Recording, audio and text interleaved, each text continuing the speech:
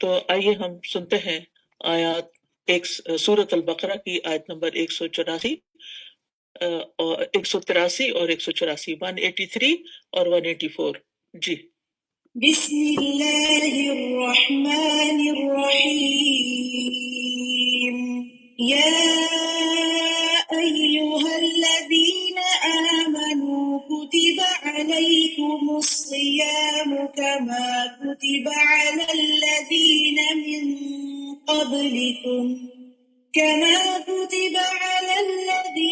من قبلكم لعلكم تتقون أياما معدودات فمن كان منكم مريضا أو على سفر فعدة من أيام أخر وعلى الذين يطيقونه فدية طعام مسكين فمن تطوع خيرا فهو خير له وأن تصوموا خير لكم إن كنتم تعلمون۔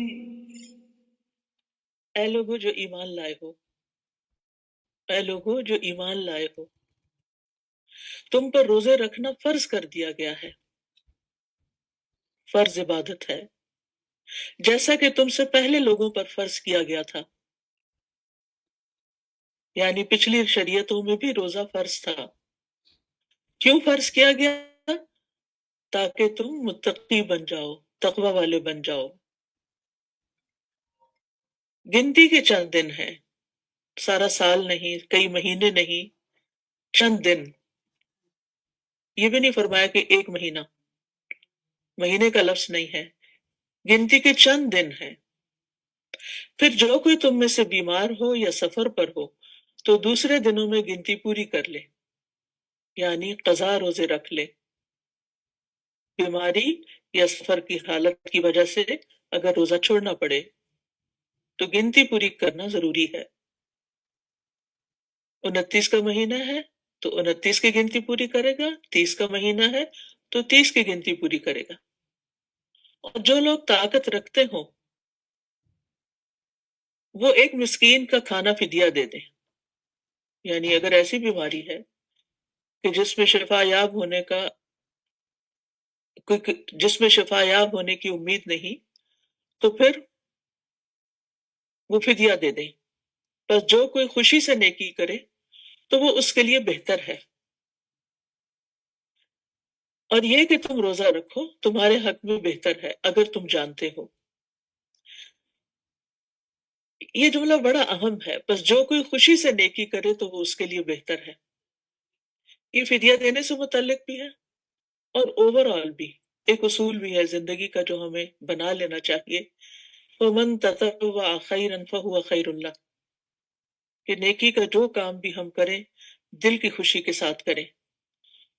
تو بہرحال یہاں پر ہم دیکھتے ہیں کہ اللہ سبحانہ تعالیٰ نے ایمان والوں سے خطاب کیا ہے، یا ایھا الذین آمنوا، الحمدللہ کہ ہم سب ایمان والے ہیں۔ ایمان کی نسبت سے اللہ تعالیٰ نے ہمیں پکارا ہے، لہٰذا ہمیں اپنی ایمان کی قدر و قیمت جاننی چاہیے اور اس ایمان پر اللہ کا شکر ادا کرنا چاہیے۔ اور پھر روزے کی فرضیت کا بتا دیا گیا کہ یہ ایک فرض عبادت ہے۔ اور پھر روزہ ان احکامات میں سے ہے، یعنی وہ شرعی حکم ہے جو ہر زمانے میں رہا ہے، یعنی صرف تمہارے لیے نہیں، پہلوں کے لیے بھی یہ فرض تھا۔ روزہ کیا ہے؟ روزے کے لیے عربی میں لفظ صوم استعمال ہوتا ہے۔ صوم کا لفظ سیام سے ہے جس کا معنی ہوتا ہے رک جانا، اور شریعت میں طلوع فجر سے غروب شمس تک روزہ توڑنے والی چیزوں کو چھوڑ کر اللہ کی اطاعت بجا لانے کا نام روزہ ہے، یعنی ان چیزوں سے بچنا ہے جو روزہ توڑنے والی ہیں، اور روزے کی حالت میں اللہ کی اطاعت کے کام کرنے ہیں۔ اور بذات خود روزہ رکھ کر ہم دراصل اللہ تعالیٰ کی اطاعت کا ثبوت دے رہے ہوتے ہیں۔ روزہ ایک فرض عبادت ہے۔ مسند احمد کی روایت میں آتا ہے ابو ذر رضی اللہ عنہ سے کہ انہوں نے پوچھا، اے اللہ کے رسول، مستوم، روزہ کیا ہے؟ قال فرض، فرض مجزیون، آپ نے فرمایا یہ ایسا فرض ہے جو کفایت کرنے والا ہے، جس پہ جزا دی جانے والی ہے۔ لہٰذا نبی صلی اللہ علیہ وسلم نے خود اس کو ایک فرض عبادت قرار دی۔ اسلام کی بنیاد جن چیزوں پر قائم ہے ان میں سے ایک روزہ رکھنا ہے، اور فرض روزے سال میں صرف ایک ہی بار فرض ہے، اور وہ رمضان کے مہینے کے۔ اور مقصود کیا ہے؟ لعلکم تتقون، یعنی روزے کی فرضیت کی حکمت بیان کی جا رہی ہے، اور وہ ہے کہ تم اللہ عز و جل کا تقوی اختیار کرو۔ گویا ہمیں ہمارا جو روزہ رکھنے سے ہدف ہے، روزہ تو ایک عمل ہے نا، اور جہاں ہم نے پہنچنا ہے وہ کیا ہے؟ وہ تقوی ہے۔ تقوی ہماری منزل ہے کہ ہم نے تقوی اختیار کرنا ہے۔ لہذا روزہ رکھنے کے مقاصد میں سب سے اول اہم ترین مقصد تقوی کا حصول ہے، اور یہی اس کی سب سے بڑی حکمت ہے، سب سے بڑی مصلحت ہے۔ اس کے علاوہ جو دینی، دنیاوی، طبی، اجتماعی مصلحتیں ہیں وہ سب سیکنڈری ہیں، ثانوی ہیں۔ روزہ اس لیے نہیں رکھنا کہ ہم اس بہانے ڈائٹنگ کر لیں گے، یا ہماری صحت اچھی ہو جائے گی، یا ہمارا وقت بچ جائے گا، دن پر کھانا پکانے اور کھانے سے فارغ رہیں گے، یا اور کوئی فائدے، وہ سب سیکنڈری ہیں، وہ نیت میں نہیں ہونے چاہیے۔ اصل نیت کیا ہونی چاہیے؟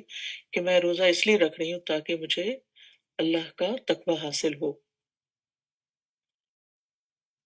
تقوی کا لفظ جو ہے نا، یہ واو قاف یا کے مادے سے ماخوذ ہے، جس کا مطلب ہوتا ہے ایک چیز کو دوسری چیز کے ساتھ دور ہٹانا، دفع کرنا، ایک چیز کو دوسری چیز سے ہٹانا۔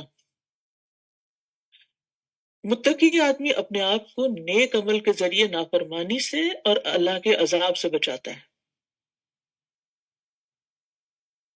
اور تقوی کی تعریف میں بہت سے اقوال ملتے ہیں، ان سب کو اگر پڑھیں تو ان کا خلاصہ یہ نکلتا ہے کہ اللہ تعالیٰ کی رضا اور خوشنودی کی خاطر نیک اعمال کرنا، اور اس کی ناراضگی اور عذاب کے ڈر سے معاصی اور گناہ چھوڑ دینا۔ اللہ تعالیٰ کی رضا کی خاطر، اللہ کی خوشنودی کی خاطر، یعنی روزہ کس لیے رکھنا ہے؟ اللہ کی رضا کی خاطر۔ اور پھر یہ کیا شمار ہوگا؟ نیک عمل شمار ہوگا، یعنی یہ نیک عمل اللہ کی رضا کی خاطر کرنا ہے۔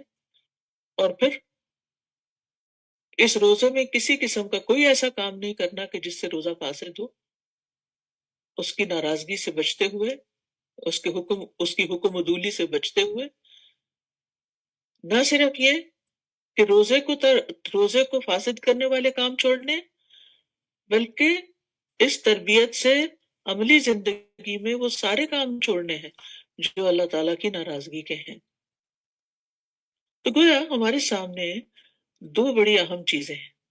ایک ہے کہ ہم نے ان نیکیوں کی طرف دوڑنا ہے، ان کاموں کی طرف دوڑنا ہے جو اللہ تعالیٰ کی رضا کے ہیں، اللہ تعالیٰ کی پسند کے ہیں، اللہ تعالیٰ کو خوش کرنے والے ہیں۔ اور یہ صرف یہی کافی نہیں، اس سے تقوی حاصل نہیں ہوگا، یہ آدھا کام ہے۔ دوسری طرف ہمیں گناہوں کو چھوڑنا بھی ہے، اللہ کی ناراضگی کے کاموں کو چھوڑنا ہے۔ اللہ تعالیٰ جن چیزوں سے ہمیں یعنی جن کاموں سے بچنے کا حکم دیتا ہے ان سے بچنا بھی ہے۔ کرنے کے کام کرنے ہیں اور نہ کرنے کے نہیں کرنے، یہ دونوں جب اکٹھے ہوں گے تو تقوی حاصل ہوگا۔ اچھا، دیکھا گیا ہے کہ بہت سے لوگ رمضان میں روزہ رکھ لیتے ہیں، تراویح پڑھتے ہیں، قیام کرتے ہیں، صدقہ خیرات کرتے ہیں، دعائیں مانگتے ہیں، اور دوسروں کا خیال رکھتے ہیں، بہت سارے کام کرتے ہیں، لیکن ساتھ ہی وہ ان کاموں کو نہیں چھوڑتے جو اللہ تعالیٰ کو ناراض کر رہے ہوتے ہیں، تو یاد رکھیے اس سے روزے کا مقصد فوت ہو جاتا ہے۔ روزہ کس طرح ہمارے اندر تقوی پیدا کرتا ہے؟ جب ہم اللہ کی خاطر حلال اور من پسند چیزوں کو چھوڑتے ہیں روزے کے دوران، اور پھر اللہ ہی کی خاطر حرام چیزوں کو بھی چھوڑتے ہیں۔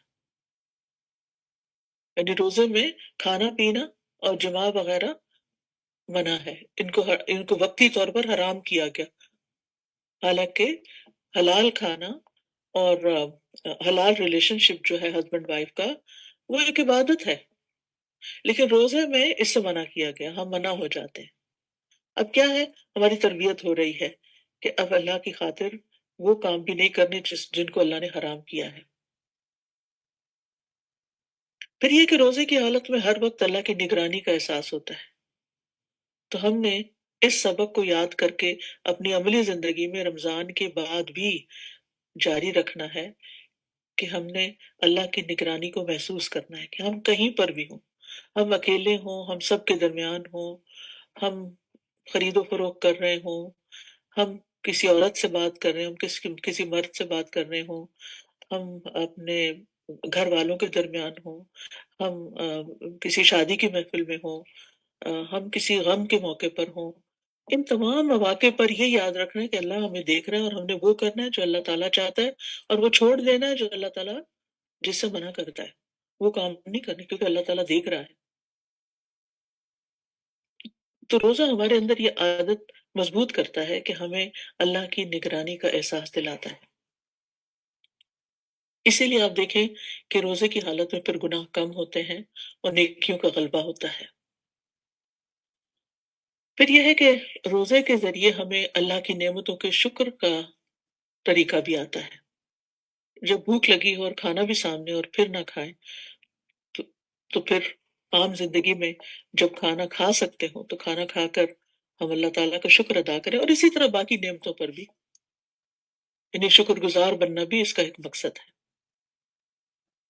پھر اسی طرح روزہ رکھنے سے ہمارے نفس کی بھی تربیت ہوتی ہے، انسان کو اپنے نفس کو، اپنی خواہشات کو قابو میں کرنا آتا ہے۔ آپ دیکھیں کہ دو چیزیں جو ہیں وہ انسان کے بگاڑ کا ذریعہ بنتی ہیں، ایک شہوات اور ایک شبہات۔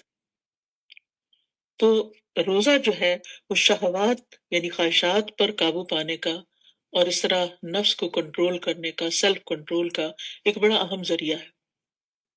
اور جب انسان طاقتور ہو جاتا ہے، ایمانی طور پر اپنے نفس پر قابو پا لیتا ہے، تو پھر اس پہ شیطان کا وار نہیں چلتا، پھر وہ اپنے دشمن کو ہرا دیتا ہے، وہ اپنے دشمن پر بھی قابو پا لیتا ہے، کیونکہ شیطان جو ہے وہ نفس کے ذریعے ہم پر حاوی ہوتا ہے، اور جب ہم نفس کو کنٹرول کر لیتے ہیں، اس کی باغ ڈور اپنے ہاتھ میں لے لیتے ہیں اور اپنی خواہشات کو کنٹرول کر لیتے ہیں، تو پھر شیطان کو موقع نہیں ملتا کہ وہ کہیں سے آ سکے۔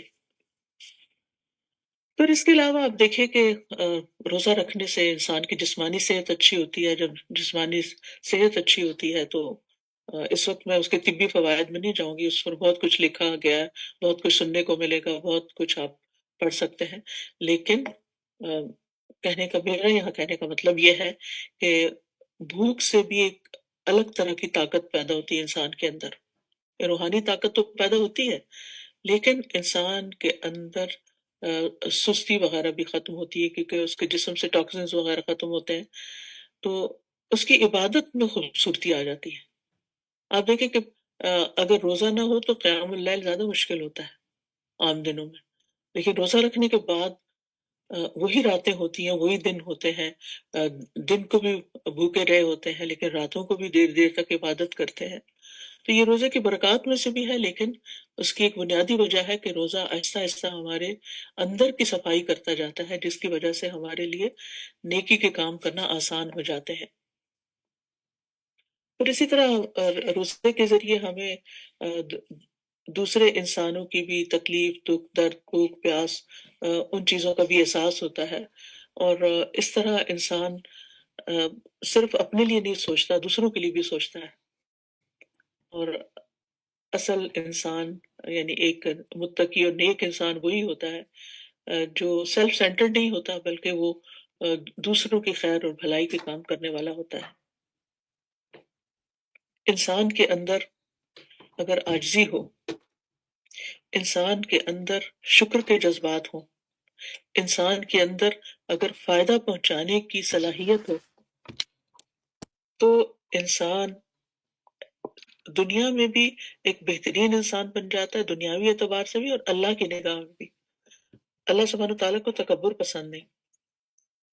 روزے میں آپ دیکھیں گے کہ جب انسان کو بھوک لگتی ہے یا انسان اپنے نفس پر کنٹرول کرنے لگتا ہے تو اس کے اندر ایک عاجزی پیدا ہوتی ہے، یعنی وہ بھوک جو ہوتی ہے یا کمزوری کی کیفیت جو ہوتی ہے انسان کے اندر عاجزی پیدا کرتی ہے۔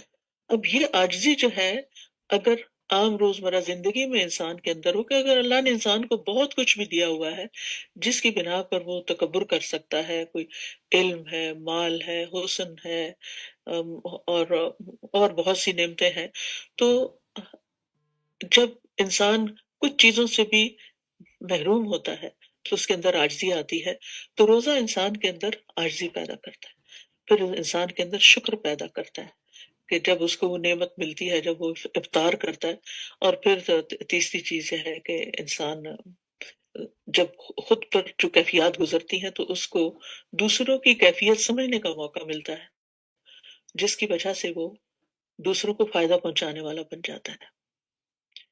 تو روزہ ہمارے اندر یہ ساری چیزیں پیدا کرتا ہے، لہٰذا اس میں اور بھی بہت سی حکمتیں ہیں، لیکن مختصراً ان کی یاد دہانی کرانی تھی کہ یہ ہم نے ان چیزوں کو حاصل کرنا ہے اور ان کو مد نظر رکھنا ہے۔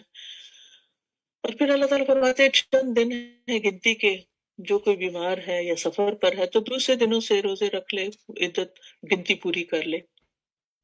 یعنی روزے کئی مہینوں، سالوں یا ہفتوں پہ مشتمل نہیں ہوتے، بلکہ چند گنے چنے دن ہیں، اور بیمار اور مسافر کو پھر بھی رخصت ہے۔ اس سے ہمارے دین کی خوبصورتی پتہ چلتی ہے کہ اس میں کیسی رعایت ہے، یعنی ایک چیز جو فرض ہے، ڈیوٹی ہے، لیکن اس میں رعایت۔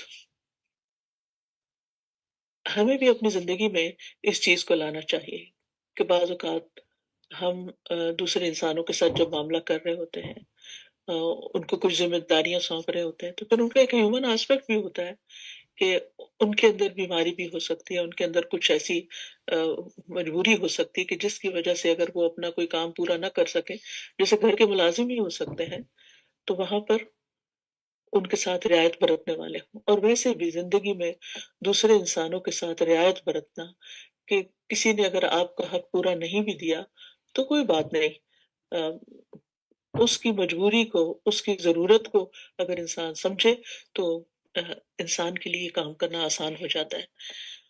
اور پھر آپ دیکھیں وہ الذین یطیقونہ فدیۃ طعام مسکین، اور جو شخص بڑھاپے یا بیماری کی وجہ سے، یعنی جسے شفا یابی کی امید نہ ہو، روزہ رکھنے میں مشقت محسوس کرے، وہ مسکین کو کھانا بطور فدیہ دے دے۔ اور اس کا یہ بھی کہا جاتا ہے کہ یہ ابتدا میں آیت نازل ہوئی تھی کہ جو لوگ طاقت رکھتے ہیں اور پھر نہیں رکھ سکتے، یعنی ابتدا میں رعایتیں زیادہ دی گئی تھی، تو وہ مسکین کا ایک مسکین کا کھانا فدیے میں دے دے۔ اب فدیہ کیا ہے؟ جو کھانا آپ روز کھاتے ہیں ایک وقت کا دے دے۔ اور آپ دیکھیے کہ فمن تطوع خیرا فہو خیر اللہ، جو خوشی سے نیکی کرے اس کے لیے بہتر ہے، یعنی جو کوئی ایک مسکین سے زیادہ کئی لوگوں کو کھانا کھلا دے تو یہ اس کے لیے بہتر ہے، یا پھر یہ کہ جو فدیے کے ساتھ ساتھ بعد میں اگر ہمت آ گئی روزہ رکھے تو یہ اس کے لیے بہتر ہے۔ وَأَن تَصُومُوا خَيْرٌ لَكُمْ، اور یہ کہ تم روزہ رکھو یہ تمہارے حق میں بہتر ہے، ان کنتم تعلمون، اگر تم جانتے ہو۔ یعنی ابتدا میں لوگوں کو شوق دلایا گیا کہ روزہ رکھنا زیادہ بہتر ہے فدیہ دینے سے۔ اور عام حالات میں بھی آپ دیکھیں کہ اگر ایسے بزرگ ہیں جو روزہ رکھنے میں انہیں زیادہ مشقت ہوتی ہے، لیکن پھر بھی وہ اگر کوشش کریں اور رکھنا چاہیں تو ان کو رکھنا ہی زیادہ بہتر ہے، کیونکہ بعض اوقات انسان اپنے آپ کو انڈر اسٹیمیٹ کرتا ہے، میں یہ نہیں رکھ سکوں گا، میں یہ نہیں کر سکوں گا۔ صحت مند اچھے بھلے لوگ بھی آپ دیکھیں کہ بعض اوقات سخت گرمی ہوتی ہے تو وہ سوچتے ہیں کہ لگتا ہے اس سال میرے سے روزے رکھنے مشکل ہوں گے، یا کوئی چھوٹی موٹی بیماری ہو جاتی ہے تو انسان پہلے سے ہی گھبرا اٹھتا ہے۔ تو یہ اگر یہ بات یاد رہے وَأَن تَصُومُوا خَيْرٌ لَكُمْ إِن كُنتُمْ تَعْلَمُونَ، یعنی اگر تمہارے سامنے اس کا اجر آ جائے اور اس کا فائدہ تمہیں پتہ چل جائے تو پھر تو تم روزہ ہی ضرور رکھو گے. اور ویسے بھی آپ دیکھیں کہ اللہ سبحانہ وتعالیٰ فرماتے ہیں کہ ایک نیکی کا ثواب 10 گنا سے 700 گنا تک ہے. یہ حدیث قدسی ہے. اور روزہ صرف میرے لیے ہے، میں اس کا بدلہ دوں گا. یعنی باقی نیکیوں کا بدلہ بتا دیا گیا کہ کتنے % ملے گا تمہیں، لیکن روزے کا بدلہ اللہ تعالیٰ خود دے گا. تو یعنی اس کا ثواب جو ہے، اس کا اجر جو ہے، وہ یعنی ان گنت ہے، بے شمار ہے، انسان اس کو امیجن بھی نہیں کر سکتا. اور پھر سب سے بڑا فائدہ کیا ہے؟ روزہ آگ سے ڈال ہے. یعنی آگ بہت بڑی بلا ہے، جہنم بہت بڑی مصیبت ہے، اس سے بڑی کوئی تکلیف کی چیز نہیں. تو یہ روزہ جو ہے انسان کو آگ کی طرف جانے سے روکتا ہے، یہ آگے آ جائے گا، اس کو اس کے لیے ڈھال بن جائے گا. جیسے میدان جنگ میں دشمن کے وار سے بچنے کے لیے ڈھال ہوتی ہے. اور پھر روزہ دار کے منہ کی بو اللہ کے نزدیک مشک سے زیادہ بہتر ہے. یعنی اور بھی بہت سی احادیث ہیں جس سے موٹیویٹ کیا گیا کہ روزہ رکھنا کتنا فائدے کا ہے. وہ احادیث آپ کتابوں میں پڑھتے بھی ہیں، سن بھی چکے ہیں. یہاں صرف چند اہم باتوں کی طرف توجہ دلانا مقصود ہے، اس لیے میں ان ساری تفصیلات کو چھوڑ رہی ہوں. پھر آپ دیکھیں کہ روزے روزے فرض کرنے کے لیے اللہ تعالیٰ نے رمضان کے مہینے کو منتخب کیا، اور قرآن کو نازل کرنے کے لیے بھی رمضان کے مہینے کو منتخب کیا. اس سے خاص طور پر اس مہینے کی اہمیت ہمارے سامنے آتی ہے.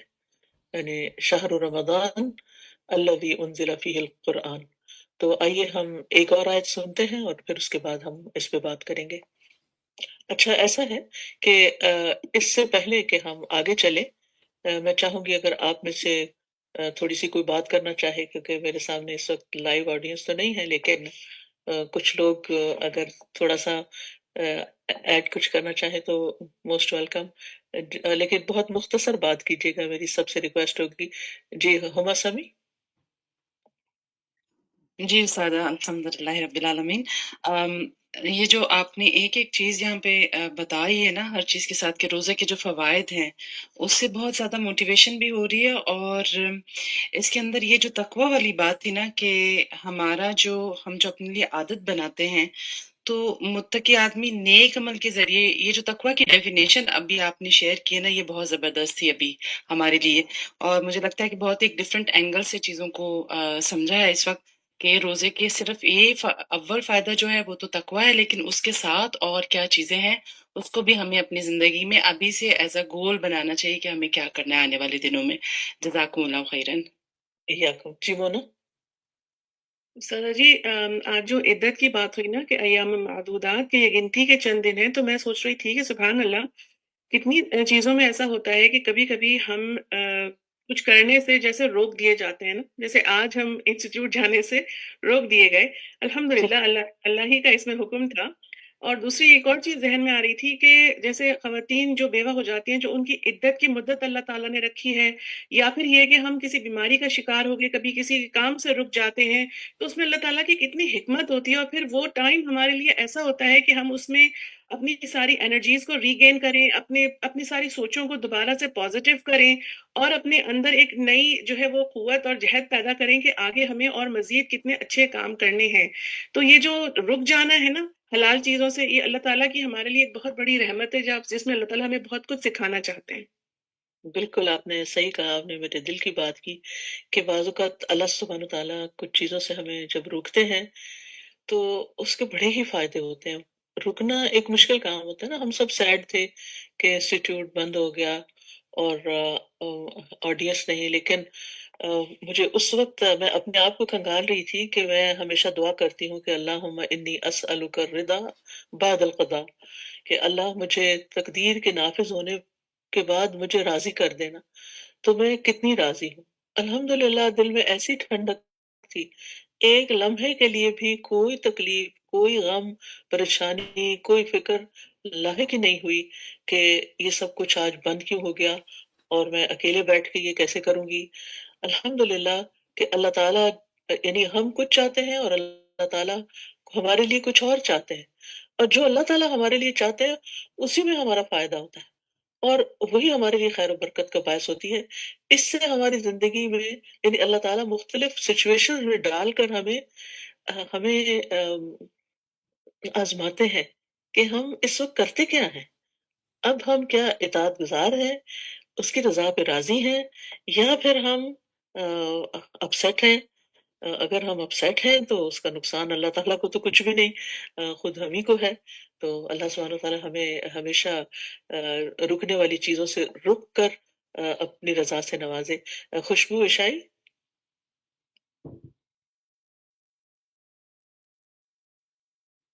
جی خوشبو، مائک انمیوٹ. جی بولیے.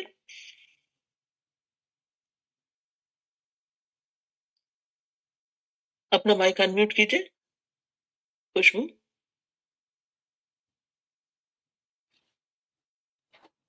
السلام علیکم. سوری میں انمیوٹ نہیں کر پا رہی تھی. استاذہ جیسے آج کا جو میں نے ٹیک اوے لیا، ابھی میں آپ کو جو پڑھا رہی تھی اس میں تھا کہ خوشی سے کرنا، کام کو خوشی سے کرنا.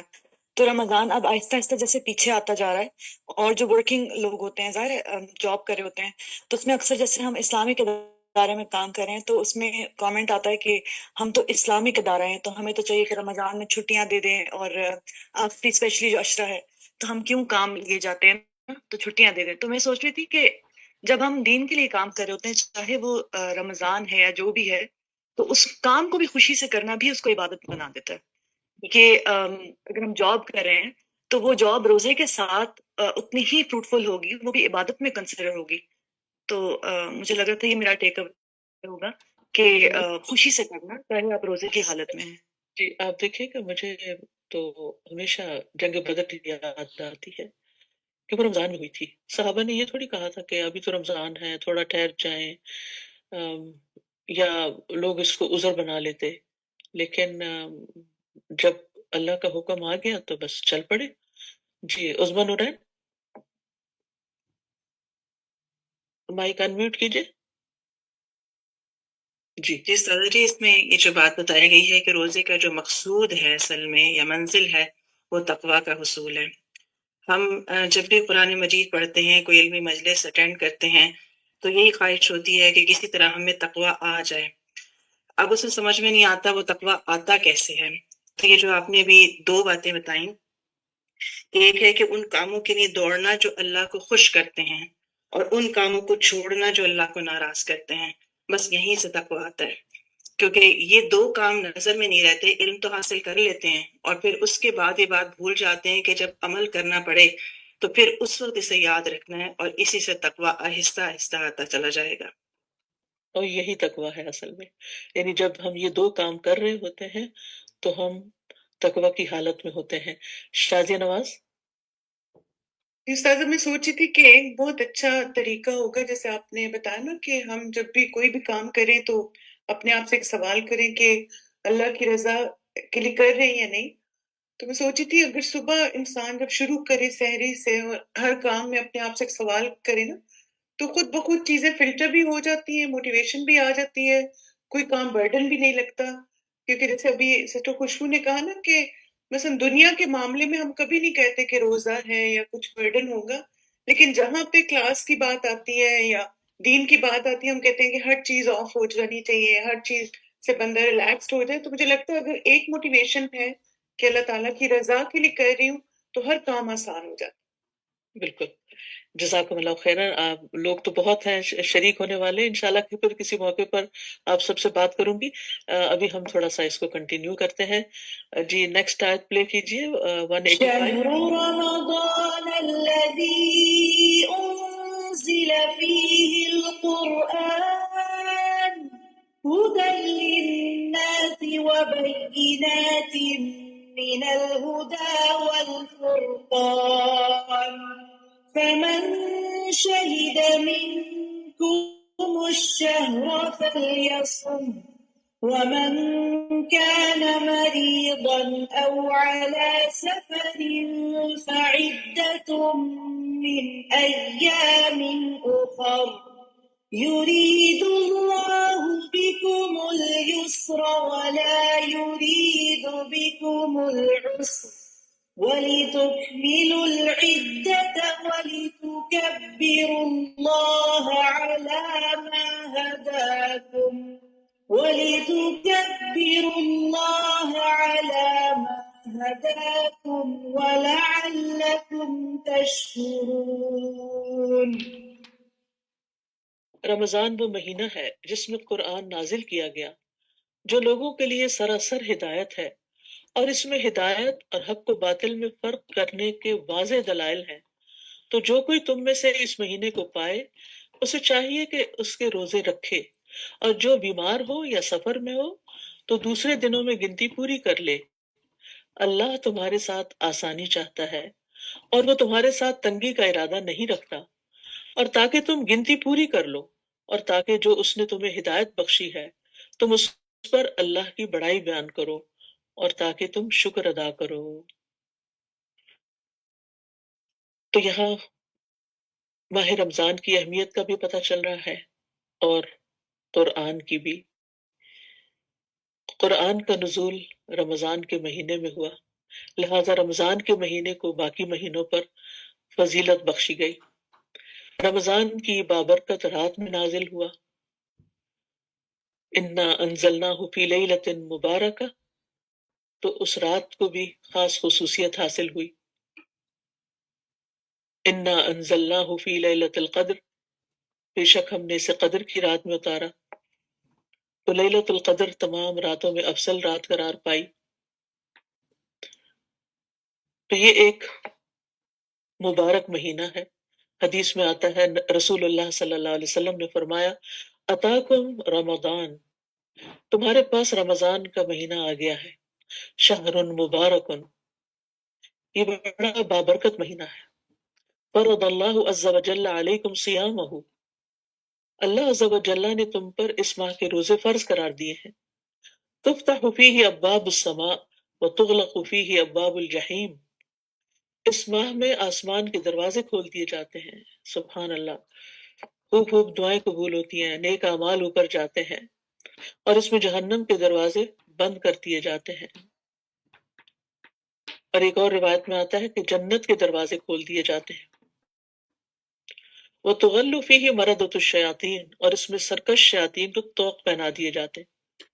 جب سرکش شیاطین کی بات ہوئی تو یہ بھی کہا جاتا ہے کہ پھر عام شیاطین بہرحال کچھ نہ کچھ اپنے کام کرتے رہتے ہیں، یعنی ہر شیطان نہیں بند ہوتا، خود ہمارے نفس کے اندر جو شیطانی رویے ہیں وہ بھی ہمارے ساتھ ہی ہوتے ہیں، لیکن ان کا علاج ہوتا ہے رمضان کے روزے کے ذریعے۔ یہ مہینہ بے پناہ خیر لانے والا ہے۔ نبی صلی اللہ علیہ وسلم نے فرمایا، بے شک تم پہ یہ مہینہ آ گیا، اور اس میں ایک ایسی رات ہے جو 1000 مہینوں سے بہتر ہے۔ جو اس سے محروم رہا ہر طرح کی خیر و بھلائی سے محروم رہا، اور اس کی خیر سے محروم وہی رہے گا جو واقعی محروم ہو۔ یہ نیکیوں کی طرف دعوت دینے والا مہینہ ہے، جس میں ایک فرشتہ پکارتا ہے کہ اے خیر کے طالب آگے بڑھ، اور اے شر کے طالب رک جا، یہاں تک کہ رمضان ختم ہو جاتا ہے، اور یہ ہر رات ہوتا رہتا ہے، یعنی ہر روز ہوتا ہے۔ تو اور پھر یہ کہ یہ گناہوں کے کفارے کا مہینہ ہے۔ پچھلے رمضان سے لے کر اس رمضان تک جتنے گناہ ہوئے ان کے لیے یہ مہینہ کفارے کا ذریعہ ہے، یعنی وہ گناہ صاف ہو جاتے ہیں۔ جہنم سے آزادی کا مہینہ ہے، لہٰذا اس مہینے کی ہمیں قدر کرنی چاہیے۔ اللہ تعالیٰ فرماتے ہیں، شہر رمضان الذی انزل فیہ القرآن، رمضان وہ مہینہ ہے جس میں قرآن نازل کیا گیا۔ یہ بھی کہا جاتا ہے کہ تمام کتب سماویہ یعنی آسمانی کتابیں جو ہیں وہ رمضان میں ہی نازل ہوئی، اور ان کی تاریخیں وغیرہ بھی روایات میں آتی ہیں۔ بہرحال جو بڑی اہم بات ہے وہ یہ کہ یہ مہینہ خاص طور پر کس لیے اہم ہے کہ انزل فیہ القرآن، اور قرآن کیا ہے؟ یہاں اگلے 5 لفظوں میں قرآن کی حقیقت بتائی گئی ہے، ھدی للناس وبینات من الہدی والفرقان، لوگوں کے لیے ہدایت اور فرقان کے لیے دلائل، بینات، یعنی تمام لوگوں کے لیے اس میں رہنمائی ہے۔ ھدی للناس ہے یہ قرآن، مومن، کافر، مشرک، منافق، نیک، بد، سب کے لیے رہنمائی ہے، اور پھر یہ علمی رہنمائی بھی ہے اس میں، اور پھر عملی رہنمائی بھی. اور پھر آپ دیکھیے کہ دوبارہ فرمایا وَبَيِّنَاتٍ مِّنَ الْهُدَى. بینات کا مطلب ہے روشن آیات، واضح آیات، واضح دلائل. اور پھر دوبارہ ہدایت کا لفظ آ گیا. تو بینات من الہدا یعنی ایک ہدایت عام ہوتی ہے، اور ایک وہ ہدایت ہے جس کے ساتھ دلیل بھی ہوتی ہے. تو اس میں صرف ہدایت ہی نہیں بلکہ اس کے دلائل بھی ہیں. یہ اہم بات ہے، نوٹ کیجیے. یعنی اس کتاب میں صرف رہنمائی نہیں کی گئی بلکہ دلائل کے ساتھ رہنمائی دی گئی ہے. اور صرف دلائل ہی نہیں، والفرقان، بینات بھی اور فرقان بھی ہے. یعنی ہدایت اور فرقان کی روشن نشانیاں ہیں، دلائل اور ثبوت ہیں. لہذا پھر انسانوں کے پاس کوئی حجت باقی نہیں رہتی گمراہ رہنے کی، بھٹکے رہنے کی، کیونکہ اللہ نے ایک ایسی کتاب اتار دی ہے کہ جو انسانوں کو سیدھا راستہ دکھاتی ہے. ابن عاشور کہتے ہیں کہ قرآن کی دو حالتیں ہیں جن کے ذریعے اس مہینے کی فضیلت کی طرف اشارہ ہے، اس ہدایت اور فرقان کے نزول کی وجہ سے. پہلی ہدایت سے مراد عمومی ہدایت ہے، عمومی ہدایت، عام ہدایت. اور پھر بینات من الہدا سے مراد خصوصی ہدایت یعنی دلائل، ہدایت کی نشانیاں، جیسے توحید کے دلائل، رسالت کی سچائی کے دلائل، آخرت کے دلائل، اور بھی بے شمار چیزیں. اور فرقان کا لفظ جو ہے یہ فرق سے ہے، فرق مصدر ہے اس کا، اور حق اور باطل کے درمیان فرق کرنے میں مشہور ہے یہ. یعنی فرقان کا لفظ حق اور باطل کے درمیان فرق کا اعلان ہے. تو گویا یہ تکرار نہیں ہے بلکہ ایک عام ہدایت ہے اور ایک خاص ہدایت ہے، یعنی جو دلائل پر مبنی ہے. ایک اور معنی بھی کیا گیا ہے، امام ابن تیمیہ اس کے بارے میں کہتے ہیں ہدایت میں عبادت کرنے والے کا بیان اور اس کے ساتھ عبادت کرنے کا طریقہ، اور واضح نشانیوں میں اس کے دلائل اور ثبوت کا بیان ہے. اس لیے جو خبر دی جاتی ہے اور اس کا حکم دیا جاتا ہے وہ دلیل کے بغیر مجرد ایک قول نہیں ہے. یعنی قرآن صرف ایک قول نہیں ہے بلکہ اسے واضح نشانیوں اور یقینی دلائل سے واضح کیا گیا ہے اور حتمی ثبوت فراہم کیے گئے ہیں.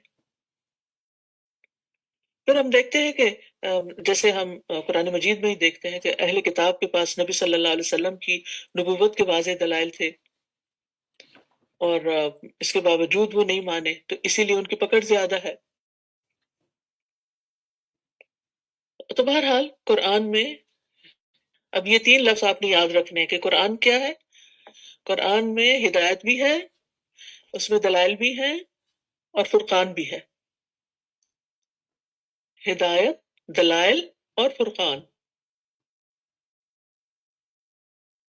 دلیل کے ذریعے ہدایت اور حق کا بیان حاصل ہوتا ہے، لیکن اس کے ساتھ فرقان بھی ضروری ہوتا ہے، اور وہ دلیل اور اس کی مخالفت کرنے والے کے درمیان فرق کرتا ہے، اور رب کی بات اور اس بات کے درمیان فرق کرتا ہے جو اس کے خلاف جاری ہو، رب کی بات کے خلاف. اور یہ شکوک و شبہات کا علاج بھی ہے. میں نے شروع میں کہا تھا نا، دو چیزیں انسان کے بگاڑ کا سبب بنتی ہیں، شہوات اور شبہات. شہوات کس سے دور ہوئی؟ روزے سے. اور شبہات کس سے دور ہوتے ہیں؟ قرآن سے، فرقان سے. تو ان دونوں کے درمیان ایک گہرا ربط ہے، یعنی رمضان اور قرآن کے درمیان ایک بہترین کنیکشن ہے. تو یاد رکھیے کامل ہدایت فرقان کے بغیر نہیں ہوتی. یعنی انسان کو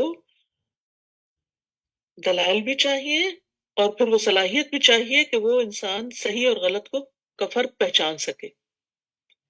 تو بہرحال یہاں پر آگے آیت میں فرمایا فمن شہد منکم الشہر فلیصم، تو تم میں سے جو شخص اس مہینے کو پائے اسے چاہیے کہ روزے رکھے. یعنی اب بات متعین کر دی گئی. اب وہ اوپر جو فدیہ والی رخصت تھی نا وہ ختم کر دی گئی. اب یہ یعنی لازمی حکم آ گیا کہ جس کو بھی طاقت ہے وہ روزہ رکھے گا. ومن کان مریضا او علی سفر فعدۃ من ایام اخر، اور یہ رخصت پھر باقی رکھی گئی کہ جو بیمار ہے یا مسافر ہے وہ پھر بعد میں روزہ رکھ کے گنتی پوری کر لے. یعنی مہینہ پورا کرنا ہے اپنا، قضا روزے رکھنے جو اگلے رمضان تک رکھ لینے چاہیے. یرید اللہ بکم اليسر ولا یرید بکم العسر، اللہ تمہارے ساتھ آسانی چاہتا ہے، نرمی کرنا چاہتا ہے، سختی کرنا نہیں چاہتا، تمہیں مشکل میں نہیں ڈالنا چاہتا. یعنی یہ ایک ایسی عبادت ہے کہ جو اگرچہ نفس پر بھاری ہے لیکن پھر بھی ان مع العسر یسرا، اس بھوک میں، اس تکلیف میں بندے کے لیے بہت سی آسانیاں بھی ہیں. انسان کے اللہ تعالیٰ نے ایسے روزے رکھنے کا ہمیں حکم نہیں دیا کہ جو ہمارے لیے انتہائی مشقت والے ہو جائیں، مشکل والے ہو جائیں. اور پھر اگر کسی پر اتنے روزے کی بھی مشقت ہے تو اس کے لیے رخصت بھی ہے. تو اللہ تعالیٰ نے آسانی بھی پیدا کر دی ہے. لیکن گنتی کو پورا کرنا ہے، وَلِتُكْمِلُوا الْعِدَّةَ، عدت مکمل کرنی ہے اپنی. اور اس کے ساتھ ساتھ کیا کرنا ہے، وَلِتُكَبِّرُوا اللَّهَ عَلَى مَا هَدَاكُمْ، اللہ کی بڑائی بیان کرنی ہے اس پر جو اس نے تمہیں ہدایت دی ہے. اور یہ ہدایت کون سی ہے؟ ہدایت علم اور ہدایت عمل، کہ اللہ نے رہنمائی بھی کی اور اس کے ساتھ ساتھ عمل کی توفیق بھی دی. لہٰذا جب رمضان کے روزے آپ رکھیں اور اس میں قرآن کے ساتھ ایک خاص تعلق قائم کریں اور عام دنوں سے زیادہ قرآن کو پڑھائیں اور یہ سارے کام آپ سے ہو جائیں اور آپ خود پر حیران ہو کہ کیا میں نے یہ سب کچھ کر لیا، یہ سب کچھ کیسے ہو گیا. تو اس میں کسی تکبر اور فخر کی ضرورت نہیں، اپنے آپ کو کریڈٹ دینے کی ضرورت نہیں. کیا کرنا ہے، اللہ کی بڑائی بیان کرنی کہ یہ اللہ کا فضل ہے، یہ اللہ کا کرم ہے، یہ اللہ ہی نے کروایا ہے. اس ہدایت پر یعنی یہاں پر ہدایت علم بھی اور ہدایت عمل بھی، ہدایت ارشاد بھی اور ہدایت توفیق بھی، یہ سب اللہ ہی کی طرف سے ہے، اس کے دینے سے. قرآن ہدایت ہے نا، قرآن ہے، کس نے دیا، کس نے بھیجا، کس نے یہ بندوبست کیا، کس نے رحم فرمایا ہم پر؟ الرحمن علم القرآن، یہ اللہ سبحانہ و تعالیٰ نے کیا. لہٰذا بڑائی تو اللہ ہی کے لیے ہے جس نے یہ سب دیا. اور پھر اس پر عمل کی توفیق کس نے دی؟ اور خاص طور پر رمضان میں جو عام دنوں سے زیادہ نیکی کی توفیق کس نے دی؟ یہ بھی اللہ نے دی. رہنمائی بھی اس نے کی، عمل کی توفیق بھی اس نے دی. لہٰذا بڑائی تو اللہ ہی کے لیے ہے. جب انسان یہ اس طرح کی سوچ رکھتا ہے تو پھر انسان اللہ کی نظر میں بڑا ہوتا ہے. لیکن اگر انسان سمجھے یہ سب کچھ جو میرا اپنا کوئی کمال ہے تو پھر یہ شیطانی رویہ ہو جاتا ہے. یعنی آپ دیکھیں کہ تکبیر کا کیا مطلب ہوتا ہے، بڑائی بیان کرنا. تو جب انسان کو کوئی نعمت ملتی ہے تو وہ اپنے آپ کو بڑا سمجھنے لگتا ہے، بلند، اپنے آپ کو دوسروں سے بلند محسوس کرنے لگتا ہے. لیکن ہمیں خود کو بلند نہیں کرنا اور تکبر نہیں کرنا، تکبیر کرنی ہے. تکبر نہیں، اللہ کی تکبیر، دونوں کا روٹ ایک ہی ہے. یعنی نیکی پر کسی قسم کا کوئی تکبر نہیں کرنا، بلکہ نیکی کے کرنے کی توفیق ملنے پر اللہ سبحانہ وتعالیٰ کی تکبیر بیان کرنی ہے، بڑائی بیان کرنی ہے.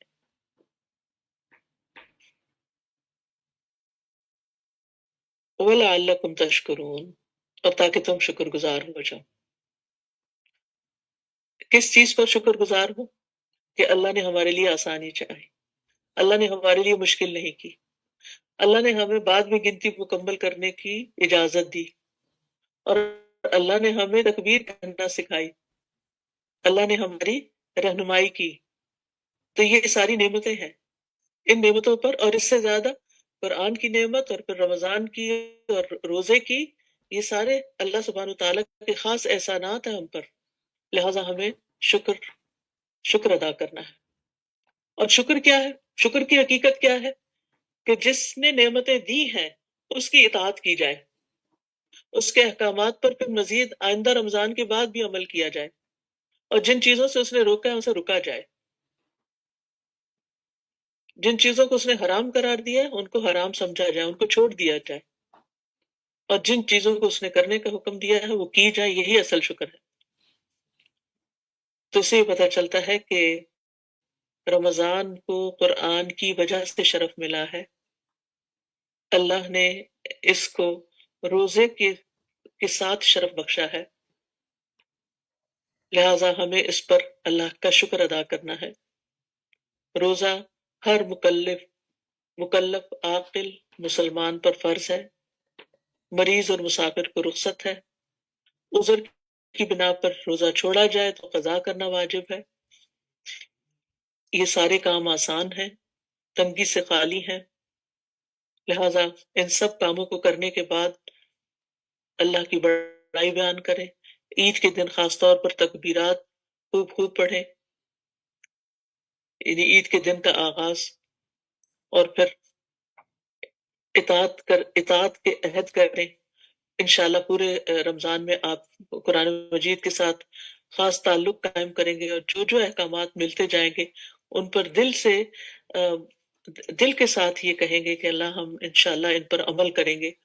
آپ دورہ قرآن کروائیں یا دورہ قرآن سنیں یا قرآن کا کچھ حصہ پڑھیں اور فکر تو تدبر کے ساتھ، تو آپ ساتھ ساتھ اپنے دل میں عہد کرتے جائیں کہ اللہ، اور دعائیں بھی مانگتے جائیں اللہ مجھے توفیق دے کہ میں تیرے اس حکم پر بھی عمل کروں۔ یعنی رمضان ہماری تربیت کا مہینہ ہے جس کے بعد ہمیں ایک نیا انسان بن کر سامنے آنا ہے۔ تو اللہ سبحانہ وتعالیٰ سے دعا ہے کہ ہمیں اللہ تعالیٰ اس کی توفیق دے، اور رمضان چونکہ شہر القرآن ہے، لہٰذا خاص طور پر روزے کے بعد جو اہم ترین نیکی آپ نے کرنی ہے وہ رمضان میں قرآن سے زیادہ تعلق جوڑنا ہے، اپنے لیے لازم کر لینا ہے۔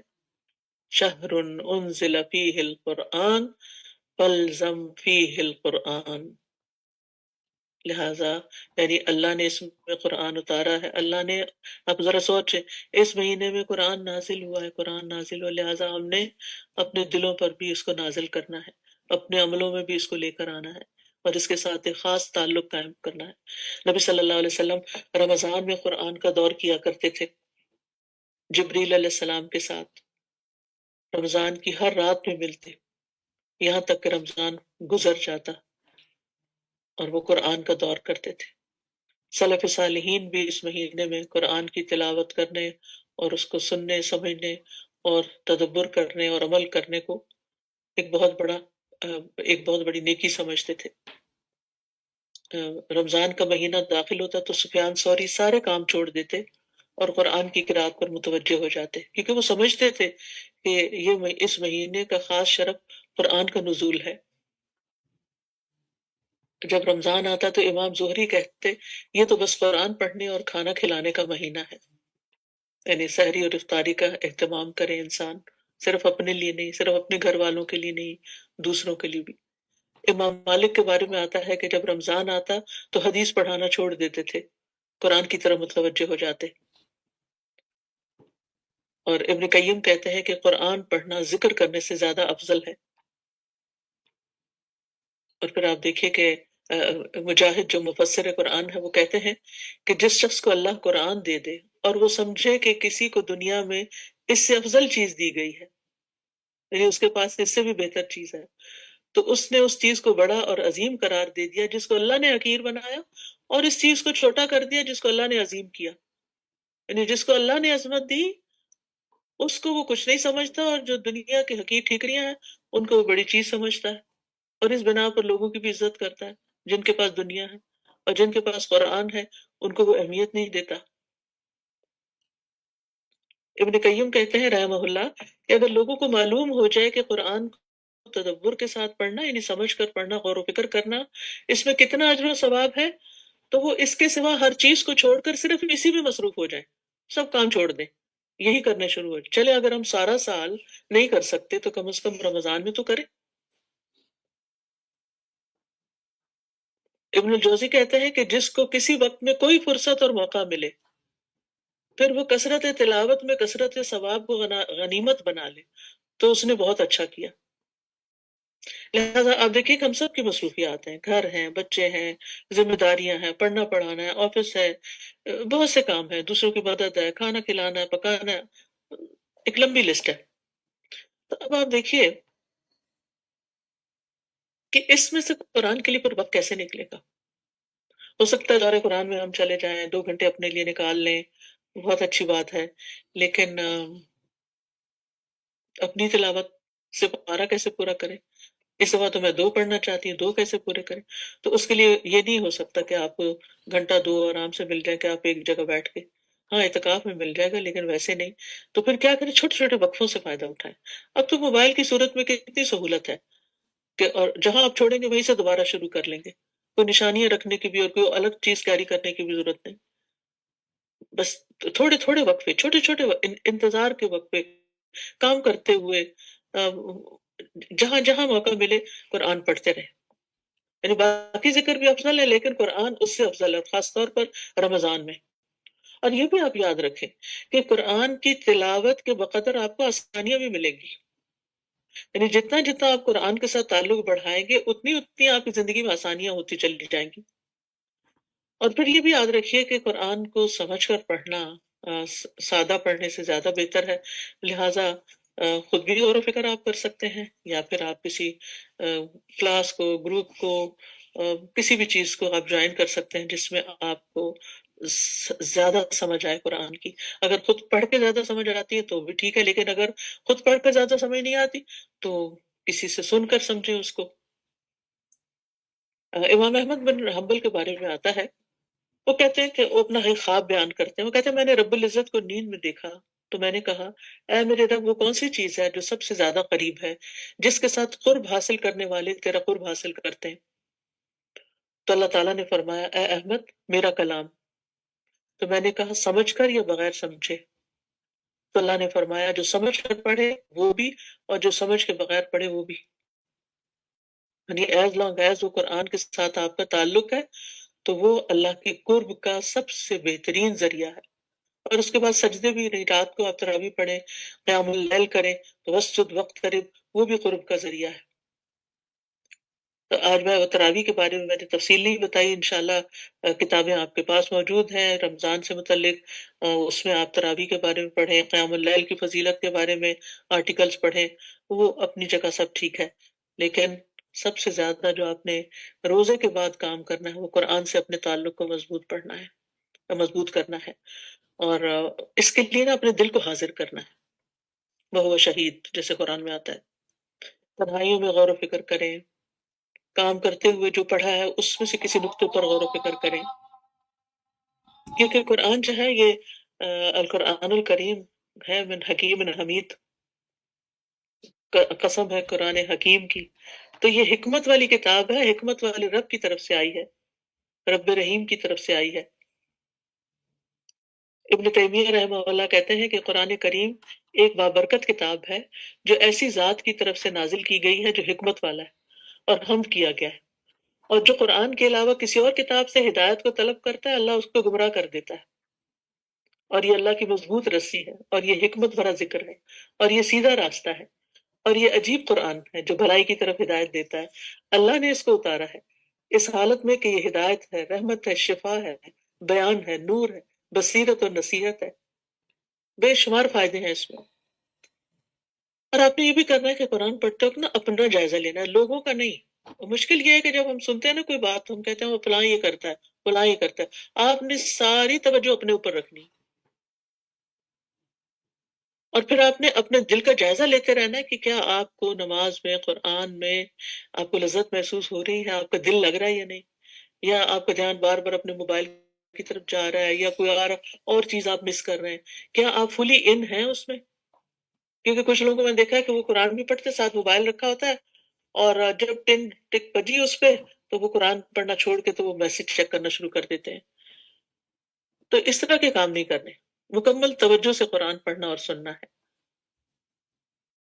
اور پھر انشاءاللہ تعالیٰ اس سال بھی ہم معانی القرآن کے نام سے دورہ قرآن کریں گے، اور اس میں انشاءاللہ طریقہ کار یہ ہوگا کہ اس دفعہ پلان یہ ہے کہ پورا قرآن آپ کو سنوایا بھی جائے، کیونکہ قرآن پڑھ لیتے ہیں، ہم سن بھی لیتے ہیں، تراویح وغیرہ میں بھی سن لیتے ہیں، لیکن اس دفعہ میں نے سوچا کہ ہم ہر دفعہ بس ترجمہ پڑھتے جاتے ہیں اور تلاوت نہیں سنواتے اور نہ سنتے ہیں.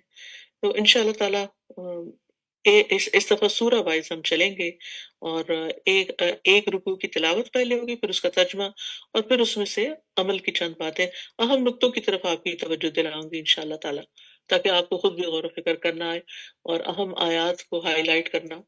تو بہتر یہ ہے کہ آپ کے پاس قرآن مجید کا ایسا نسخہ ہو کہ جس میں اہم آیات کو آپ ہائی لائٹ بھی کر لیں، تاکہ بعد میں بھی تلاوت کرتے ہوئے ان کے اوپر غور و فکر کرتے رہیں.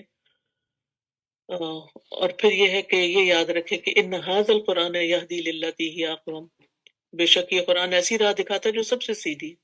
لہٰذا آپ نے یہ یقین کے ساتھ سامنے رکھنا ہے کہ جو قرآن مجھے بتا رہا ہے یہی میرے لیے نجات کا راستہ ہے، اور میں نے اس پر عمل کرنا ہے. لہٰذا پڑھتے ہوئے عمل کی نیت ساتھ رہے. اور پھر اگر آپ اجتماعی طور پر مل کے بیٹھ کے پڑھتے ہیں، یہ سنتے ہیں، تو وہ زیادہ فائدے کی چیز ہے، کیونکہ وہ حدیث آتی ہے نا، وَمَا اجْتَمَعَ قَوْمٌ فِي بَيْتٍ مِّن بُيُوتِ اللَّهِ، جو لوگ اللہ کے گھروں میں سے کسی گھر میں جمع ہوتے ہیں، اللہ کی کتاب کی تلاوت کرتے ہیں اور اس کی تعلیم میں باہم مصروف ہوتے ہیں، تو ان پر سکینت نازل ہوتی ہے. تو یہ سکون حاصل کرنے کا ذریعہ، رحمت انہیں ڈھانپ لیتی ہے، فرشتے انہیں گھیر لیتے ہیں، اور اللہ تعالیٰ ان کا ذکر اپنے پاس موجود فرشتوں میں کرتے ہیں. سبحان اللہ، یعنی کیسی کیسی فضیلت ہے اس چیز میں کہ انسان کسی مجلس میں بیٹھ کر یہ کام کرے. تو ایسی مجلس ہے جہاں لوگ مل کر قرآن سیکھتے سکھاتے ہیں، وہ زمین پر بہترین مجلس ہے، جہاں اللہ کا ذکر ہوتا ہے، جہاں فرشتے حاضر ہوتے ہیں، جہاں سکینت اترتی ہے. انس رضی اللہ عنہ کہتے ہیں کہ صحابہ کرام صبح کی نماز کے بعد حلقہ بنا کر بیٹھ جاتے، قرآن پڑھتے، فرائض اور سنن سیکھتے اور اللہ کو یاد کرتے. یعنی یہ جو اب مدارس وغیرہ میں خاص ہو گیا صرف ایسا کام کرنا، یہ نبی صلی اللہ علیہ وسلم کے دور سے یہ کام چلا آ رہا ہے. تو اس سنت کو بھی زندہ کرنا ہے. اگر مثلاً آپ کہیں نہیں جا سکتے اور آپ صرف آن لائن سن رہی ہیں، تو صرف اکیلے نہ سنیں، اپنے نیبرز کو بھی اکٹھا کر لیں کہ آئے ہم مل بیٹھ کے سنتے ہیں. اس سے آپ کی بھی توجہ رہے گی. اور پھر آپ دیکھیے کہ اگر کسی مصروفیت، جاب کی وجہ سے، کسی کام کی وجہ سے، مصروفیت کی وجہ سے آپ ڈائریکٹ نہیں سن سکے، مجلس میں حاضر نہیں ہو سکے، تو آپ رات کے وقت بھی یہ کام کر سکتے ہیں. اور اس وقت تو شاید بہت سی جگہوں پہ رات ہو جب آپ یہ سن رہے ہیں، اور آئندہ بھی دورہ قرآن جو ہوگا وہ کچھ لوگوں کو رات کے وقت میں ملے گا. تو آپ سمجھیں کہ آپ وہ سنت دہرا رہے ہیں کہ رمضان میں ہر رات نبی صلی اللہ علیہ وسلم جبریل علیہ السلام سے ملاقات کرتے تھے، اور سارا رمضان ایسے ہی ہوتا تھا. الحمدللہ تراویح میں بھی آپ تلاوت سنتے ہیں، لیکن یہ کہ میں یہاں سمجھ کر پڑھنے اور سننے کی بات کر رہی ہوں، یعنی دورہ ترجمہ کی بات کر رہی ہوں. تو بہرحال اس مہینے میں ہم نے قرآن کے ساتھ خاص تعلق قائم کرنا ہے، تلاوت بھی کرنی ہے، قیام اللیل بھی کرنا ہے، کچھ آیات ہو سکے تو حفظ بھی کرنی ہے، اور سب کے ساتھ مل بیٹھ کر اور اکیلے بھی درس و تدریس کا اہتمام کرنا ہے، اور اس سے نصیحت حاصل کرنی ہے، کیونکہ ان فی ذلک لذکر لمن کان لہ قلب او القى السمع وهو شہید. یقیناً اس میں ہر اس شخص کے لیے نصیحت ہے جس کا کوئی دل ہو یا وہ کان لگائے جب کہ وہ دل سے حاضر بھی ہو. تو اس کا مطلب ہے کہ ہم نے پڑھ کر بھی نصیحت لینی ہے، لیکن کان لگا کر بھی، او القى السمع. تو انشاءاللہ پڑھنے کے ساتھ ساتھ سننے پر بھی فوکس رکھنا ہے. تو اس لیے دورہ قرآن مجید کی مجالس میں شرکت بھی کرنی ہے، یا آن لائن مجلس میں شرکت کرنی ہے، یا اپنے اہل و عیال کے ساتھ بیٹھ کے پڑھنا ہے، یا دوستوں کو شریک کرنا ہے، یا نیبرز کو شریک کرنا ہے. یعنی ہر لیول پر آپ اپنے اپنے حالات اور ضروریات کے مطابق آپ یہ کام کر سکتے ہیں. اور انشاءاللہ تعالی آپ کے ساتھ چونکہ قرآن مجید ہم سنیں گے تو اس کو سننے سے جو دل کو خوشی اور سرور ملتا ہے، اور انسان کا دل کھلتا ہے، شفا حاصل ہوتی ہے، ہدایت ملتی ہے، وہ ایک بے مثال ایکسپیرینس ہوگا انشاءاللہ آپ کے لیے، اور یہ ہماری روح کی، ہمارے دلوں کی غذا ہے، اور انشاءاللہ اس سننے سے اللہ کی غور سے اور توجہ سے سننے سے اللہ تعالیٰ کی رحمت میں انسان حصہ پاتا ہے۔ وَإِذَا قُرِئَ الْقُرْآنُ فَاسْتَمِعُوا لَهُ وَأَنصِتُوا لَعَلَّكُمْ تُرْحَمُونَ، جب قرآن پڑھا جائے تو اسے سنو اور خاموش رہو تاکہ تم پر رحم کیا جائے۔ تو پھر انشاءاللہ تعالیٰ جب آپ اس کو سنیں گے اور توجہ سے سنیں گے تو یہ آپ کے دلوں میں اترے گا۔ اللہ تعالیٰ کی طرف سے خوشخبری بھی ملے گی، فبشر عباد الذین یستمعون القول فیتبعون احسنہ اولئک الذین ہداہم اللہ واولئک هم اولو الالباب۔ تو میرے ان بندوں کو بشارت دے دو، خوشخبری دے دو۔ ان کو؟ وہ جو بات کو سنتے ہیں، غور سے سنتے ہیں، الذین یستمعون القول، پھر اس کے بہترین پہلو کی پیروی کرتے ہیں۔ یہی وہ لوگ ہیں جنہیں اللہ نے ہدایت دی، گویا ہدایت یہی لوگ پا سکتے ہیں اور یہی عقل والے ہیں۔ تو انشاءاللہ اس کتاب سے دنیا اور آخرت میں نور بھی آپ کو ملے گا، اندھیروں سے، غموں سے، پریشانیوں سے، بہت سی فکروں سے نجات ملے گی، اور دل میں ایمان راسخ ہوگا، کیونکہ اللہ تعالیٰ فرماتے ہیں نا قرآن مجید میں، انما المؤمنون الذین اذا ذکر اللہ وجلت قلوبهم واذا تلیت علیہم آیاتہ زادتہم ایمانا وعلی ربہم یتوکلون۔ سچے مومن تو وہ ہیں کہ جب ان کے سامنے اللہ کا ذکر کیا جائے تو ان کے دل کانپ اٹھتے ہیں، یعنی دلوں پہ اثر ہوتا ہے، اور جب اللہ کی آیات انہیں سنائی جائیں تو ان کا ایمان بڑھ جاتا ہے۔ تو انشاءاللہ یہ رمضان قرآن سننے کے ساتھ آپ کے ایمان کو بڑھانے کا ذریعہ بنے گا، اور وہ اپنے رب پر بھروسہ کرتے، پھر انسان میں توکل بھی آ جاتا ہے۔ ابن رجب کہتے ہیں کہ قرآن سننے سے دل میں ایمان مضبوط ہو جاتا ہے، انسان کے نفس کی تطہیر ہوتی ہے، انسان کے اخلاق بہترین ہوتے ہیں، کیونکہ نبی صلی اللہ علیہ وسلم کا اخلاق قرآن تھا، کیونکہ وہ آپ کے دل پر اترا۔ تو ہمارے بھی دل پہ جب اترے گا سننے کے ساتھ تو پھر انشاءاللہ یہ بھی نصیب ہوگا کہ ہمیں اللہ سبحانہ وتعالیٰ ریاکاری سے اخلاص کی طرف لے جائے گا، اور برے اخلاق سے اچھے اخلاق کی طرف، اور تاریکیوں سے ہدایت کے نور کی طرف، اور سچائی کی طرف، اور شکوک و شبہات اور شہوات سے بھی انشاءاللہ نجات ملے گی۔ اور پھر آپ دیکھیے کہ سننے کے ساتھ ساتھ جب دلوں پہ اثر ہوتا ہے تو آنسو بھی بہتے ہیں۔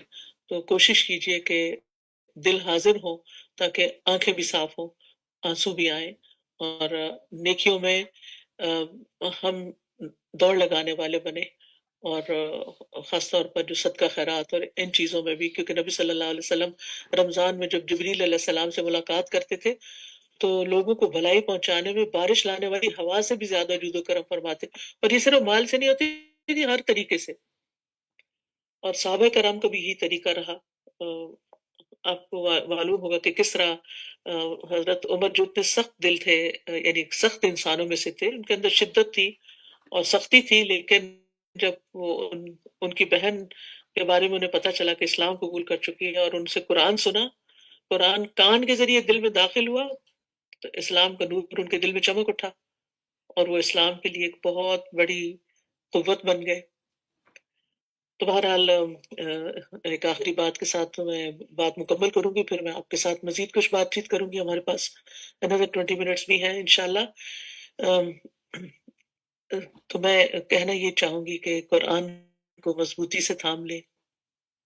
کتنے ہی نابینا ہیں جو قرآن کو دیکھنے کی تمنا کرتے ہیں لیکن دیکھ نہیں سکتے، تو جن کو اللہ نے آنکھیں دی ہیں وہ قرآن کو دیکھ کر بھی لذت حاصل کریں۔ کتنے ہی بہرے افراد ہیں جو قرآن کی تلاوت سننے کی آرزو رکھتے ہیں لیکن سن نہیں سکتے۔ اللہ نے ہمیں سننے کی طاقت دے رکھی ہے، لہٰذا ہم اس سننے پر شکر ادا کریں اور توجہ سے سنیں۔ تو ہم جنہیں اللہ نے سننے اور دیکھنے کی صلاحیت دی ہے، ہم پھر قرآن سے دور کیوں ہیں؟ ہمیں اپنی یہ دونوں صلاحیتیں، دونوں دروازے کھول کے رکھنے ہیں قرآن کے لیے، تاکہ قرآن ہمارے دلوں میں جگہ پکڑے اور دل سے پھر ہمارے پورے وجود میں سرایت کرے، اور عمل کا ذریعہ ہمیں عمل میں حصہ ملے۔ تو اب میں چاہتی ہوں کہ آپ کے ساتھ مزید کچھ بات چیت کروں، تاکہ مجھے بھی آپ سے کچھ سیکھنے کو ملے۔ بارک اللہ فیکم۔ جی ہمارا کامران، بس سب سے درخواست ہے کہ مختصر بات کیجیے گا تاکہ سب کا وقت بچے، سب کو بات کرنے کا موقع ملے۔ دوسروں کا بھی حق پہچانیے گا. جی مائک کھولیے. جی استاذہ، رمضان کی برکتوں سے محروم رہنے والا بد نصیب ہے، اور اللہ تعالیٰ نے رمضان کو آنر دیا کہ اس میں قرآن اتارا. قرآن یعنی اتنی اہم کتاب ہے، اللہ تعالیٰ کا اتنا اہم کلام ہے کہ اس کے بغیر ہم کچھ بھی نہیں ہے، نہ دنیا میں اور نہ آخرت میں. اگر ہم بلندی چاہتے ہیں تو ہمیں اسی کو تھامنا ہوگا انشاءاللہ. جزاک اللہ. ثنا احمد. جی السلام علیکم استاذ. آپ نے ابھی جو آیت ایکسپلین کرتے ہوئے مجھے جو دو باتیں بہت بہترین لگی، اس میں یہ کہ جس طرح آپ بتاتی ہیں کہ دل جو سا ہے وہ حاکم ہے ہمارے پورے جسم کا، تو اس کی جو دو بیماریاں ہیں وہ شک و شبہات ہیں. تو رمضان کے مہینے میں جو شہوات ہیں بیسیکلی اس کو اللہ تعالیٰ ہم سے دور کر دیتے ہیں آٹومیٹکلی. تو شبہات دور کرنے کے لیے اللہ تعالیٰ نے قرآن رکھا ہے. تو یعنی اللہ تعالیٰ کہہ رہے ہیں کہ میں تمہارے لیے آسانی چاہتا ہوں، تو آسانی اس طریقے سے کہ شہوات تو اللہ نے آٹومیٹکلی دور کر دی. تو اب فوکس جو سے اگر شبہات پہ کیا جائے تو قرآن ہمیں وہ ساری گائیڈنس دے گا، اور پھر ہمارے لیے یہ ساری چیزیں سمجھنی آٹومیٹکلی آسان ہو جائیں گی. تو میرے لیے ٹیک ہوم یہ میسج ہے کہ اس مہینے میں قرآن کو اور سمجھا جائے، کیونکہ اللہ نے ہم سے شہوات آلریڈی دور کر دی ہیں. تو فوکس قرآن پہ جائے اور اپنے لیے زیادہ سے زیادہ پوائنٹس اکٹھے کریں. جزاک اللہ خیر. میں چاہوں گی کہ بس اگر ایک دو جملوں میں بات مکمل کریں سب لوگ تو، اور اپنا نام بتائیں اور کہاں سے بول رہے ہیں یہ بتائیں، اور ڈائریکٹ بات کا آغاز کریں. سلام دعا ہو چکی، ٹھیک ہے جی.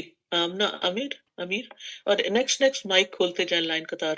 جی آمنہ میر راولپنڈی سے. استاذہ جی یہ ساری باتیں سن کر مجھے ایک بات ریئلائز ہوئی کہ رمضان اور قرآن ایک ایسا مکمل پیکیج ہے ہم سب کے لیے کہ جس میں ہم اپنے بیمار دلوں کو ہیل کر سکتے ہیں. انشاءاللہ. جزاک اللہ خیر. شازیہ نواز. سر مجھے ایسے لگ رہا تھا کہ جب قرآن کے ساتھ کنیکٹڈ ہوتے ہیں نا، تبھی رمضان میں ساری عبادات آسان ہوتی ہیں.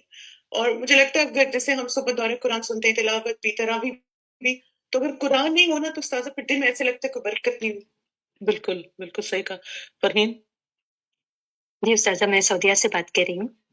استاذہ آج آپ نے ایک بات میں لیکچر میں ایک بات کہی کہ تکبر کو دور کرنے کے لیے تکبیر کا سہارا لیجیے. تو استاذہ واقعی میں جب ہم کوئی کام کرنے لگتے ہیں تو اچانک سے تکبر کی بنبناہٹ آنے لگتی ہے. تو الحمدللہ آج آپ نے بہت اچھا ریمائنڈر دے دیا کہ تکبیر سے اس کو دور کیا جائے. جزاک اللہ خیر.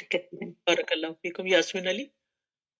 السلام علیکم ورحمۃ اللہ وبرکاتہ. استاذہ مجھے بہت خوشی ہو رہی ہے کہ میں لائیو آپ کے ساتھ ہوں. بہت میری دل کی خوشی تھی. میرے پاس الفاظ بھی نہیں جو میں کہہ سکوں. مطلب میں نے بہت سیکھا ہے آپ سب سے ماشاءاللہ، جنہوں نے اس ٹائم میری لنک بھی شیئر کی، ان جو میم عظمیٰ میم جن کے ساتھ میں جڑی ہوئی، فری صاحب، جتنے بھی سارے ہمارے ٹیچرز استاذہ آپ سے جڑے ہیں ماشاءاللہ. میں کشمیر سے ہوں، جموں کشمیر سے ہوں میں، انڈیا سے. بہت خوشی ہو رہی ہے سچ میں آپ سے بات. جی ہوا سمی. جی جی استاذہ جی یہ جو فرقان والی بات تھی نا، جس میں کہ ہدی للناس اور بینات من الہدی والفرقان، تو مجھے سورۃ الفرقان کی آیت یاد آ رہی تھی، تبارک الذی نزل الفرقان علی عبدہ لیکون للعالمین نذیرا. تو اس میں بھی جیسے جو ہمیں آیات میں جو کمپیریزن جب ہم دیکھتے ہیں نا، اور جو ہمیں یہاں پر بتائی گئی ہے نا بات کہ ہدایت جو ہے واضح دلائل کے ساتھ، اور امثال القرآن کی بھی بات ذہن میں آ رہی تھی کہ کس طرح انسان جب کمپیریزن کرتا ہے، اللہ تعالیٰ نے جو ہمیں سکھایا ہے اس کو ہم غور و فکر کرتے ہیں، تو اس سے پھر ہمارے ایمان میں مضبوطی آتی ہے اور پھر ہمارے اندر تقویٰ مضبوط ہوتا ہے. الحمدللہ. بارک اللہ فیک. بارک اللہ فیک. لامیہ حسن. جی عائشہ ذکی. جی بولیے. جی لامیہ حسن لاہور ریجن سے. اساتذہ جی آپ نے آج توفیق کی بات کی نا، تو میرے ذہن میں وہ آ رہا تھا کہ اللہ تعالیٰ جب واقعی انسان کو توفیق دیتا ہے نا کوئی سکسیس کی، تو میرے ذہن میں ہمیشہ فتح مکہ کا جو ہے نا وہ سارا آ جاتا ہے ذہن میں. اور سورہ نصر کا آتا ہے فَسَبِّحْ بِحَمْدِ رَبِّكَ وَاسْتَغْفِرْ، کہ جب اللہ آپ کو توفیق دے دیتا ہے کسی نیکی کی یا کسی کام کی، تو آپ کو سب سے پہلے اللہ کا شکر، اللہ کی حمد، اور پھر کثرت سے استغفار کرنی چاہیے. تو مجھے یہی آ رہا ہے کہ اللہ تعالیٰ ہمیں توفیق دے کہ ہم اس رمضان میں وہ جو صحابی تھے جو 1 سال زیادہ زندہ رہے اور اللہ نے ان کو جو ہے وہ درجے دی جنت میں زیادہ شہید کے بنسبت، تو میرے ذہن میں یہی آ رہا ہے کہ اللہ کی توفیق ہے ہمیں، اللہ تعالیٰ ہمیں بہترین رمضان گزارنے کی توفیق عطا فرمائے. جزاک اللہ خیر. عائشہ. السلام علیکم استاذہ. میں انڈیا سے ہوں. جی مجھے یہ بات پر بہت زیادہ دل کو لگی ہے کہ اللہ کا قرب حاصل کرنے کا ذریعہ قیام اللیل کے ذریعے جو دل کو حاضر کرتے ہوئے ہمیں اس چیز پر غور و فکر کرتے ہوئے قرآن کو اس طرح پڑھنا چاہیے کہ دل کو بہت زیادہ اطمینان سے سکون کے ساتھ اس کے اوپر غور و فکر کرتے ہوئے اس پر عمل کرنا چاہیے. جزاک اللہ خیر. آپ نے اہم بات کی طرف توجہ دلائی کہ یعنی جلدی نہ کریں کسی چیز میں، جلدی نہ مچائیں، بس کام ڈاؤن، انجوائے، یعنی قرآن سے لذت لیں، سکینت لیں. سیمی عمران. ابھی آ رہی میری کلاس میں بیٹا، ایک منٹ دے دو. سیمی. جی، دو چیزیں کہ ہمارے ایمان کو جو زنگ لگا سکتی ہیں وہ شبہات اور شہوات، اور ان دونوں کا توڑ ہمیں دے دیا گیا کہ شہوات کا توڑ روزہ اور شبہات کا توڑ قرآن، اللہ کا کلام. جزاک اللہ خیر. بارک اللہ فیک. جی سمیتا علی. جی استاذہ جی، مجھے ایک چیز اور یہ بہت پیاری ہے، علمی رہنمائی اور عملی رہنمائی قرآن پہ حاصل کرنا، یہ تو کر ہی رہے ہیں، لیکن صبر بہت زیادہ ضروری ہے. یہ شہر الصبر بھی ہے، عاجزی، شکر گزاری، نفس کا کنٹرول، یہ سب کچھ صبر سے کنیکٹ ہوتے ہوئے علم حاصل کرتے ہیں اور پھر عمل. جی جزاک اللہ. جی حلیمہ. استاذہ، تقویٰ کے حصول کے لیے جو آپ نے بتایا ہے نا، ایک تو نیک اعمال کرنا ہے، وہ تو سبھی کرتے ہیں، جب ہم دین سے لگ جاتے ہیں تو نیک اعمال پہ فوکس، لیکن ہمیں باطنی اور ظاہری گناہ کو دور کرنے کے لیے خاص طور پہ اس رمضان میں لکھ کر ایک ایک کو دور کرنا. جزاک اللہ خیر. جزاک اللہ خیر. جی نسبہ.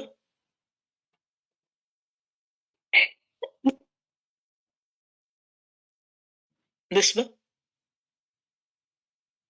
لائن میں ہے. نسبہ سب سے اوپر والا مائک کھولیے.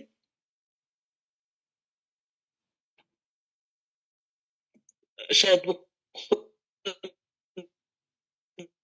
نہیں کھول پا رہے. جی ریاض السلام علیکم استاذہ، میں ریاض سے بات کر رہی ہوں. جی، آپ نے جو بات کہی ہے ہدایت والی، جو خاص ہے اور عام ہے، الحمدللہ اللہ کا بہت شکر ہے کہ یہ میرے فرزند نے حفظ قرآن کیا ہے. اس کا مجھے اتنا اللہ کا شکر ہے کہ وہ خاص ہدایت میں سے میرے فرزند کو دیا ہوا ہے. اور آپ کی جب ترجمہ میں سنا ہے تو پھر ہمیں بہت اتنا شکر، اللہ کا اتنا شکر اور حمد بیان کرنے کی توفیق دے سب کے لیے. جی حفصہ. السلام علیکم. پراپر جو ہے رمضان کے لیے پراپر شیڈول اور پلاننگ کرنی چاہیے تاکہ ہم زیادہ سے زیادہ رمضان کو لطف اٹھا سکیں. جی اس کے لیے میرے پچھلے لیکچر سنیے، ان میں میں نے ان چیزوں کو کافی ڈیٹیل میں ڈسکس کیا ہوا ہے.